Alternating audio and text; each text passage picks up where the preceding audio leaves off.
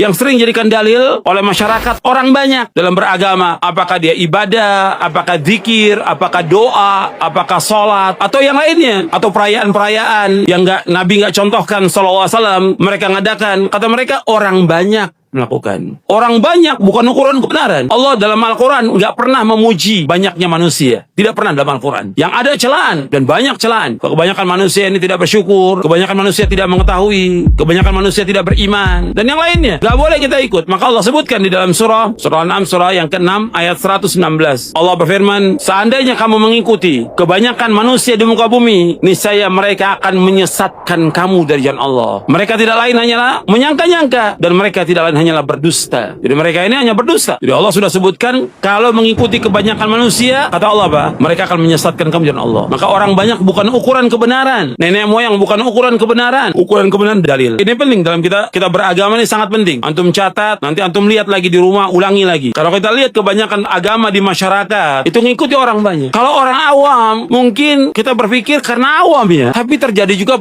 kepada para penuntut ilmu. Terjadi juga kepada para ustadz. Ceritanya, kok ustadz ngerjakan ini? Ya orang banyak. Kok orang banyak sekarang? Lo antum sekolah di luar negeri, kan dalil kan yang pelajarin. Sekarang ya gimana orang banyak? Rusak agama kalau begitu. Kalau ustadznya sudah ngikutin orang banyak, ya rusak agama ini. Dan ini terjadi yang seperti ini. Ustadznya sudah nggak ngikutin dalil. Gimana apa? Gimana orang banyak?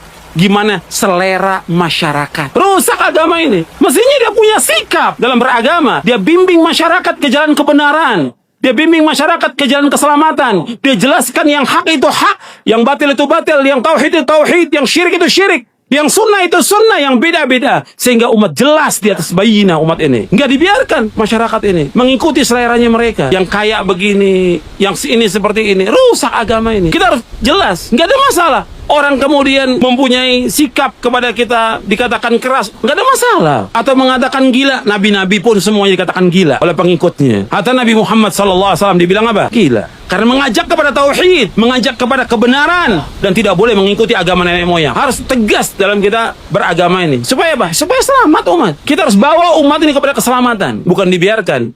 Bukan malah si da'inya ikut apa kata masyarakat, apa kata orang banyak. Nggak boleh. Harus jelaskan yang hak itu hak, yang batil itu batil. Dan akan ditanya oleh Allah pada hari kiamat nanti, kenapa dibiarkan demikian? Masyarakat sesat, nggak dijelaskan kebenaran kepada mereka. Akan ditanya oleh Allah pada hari kiamat nanti.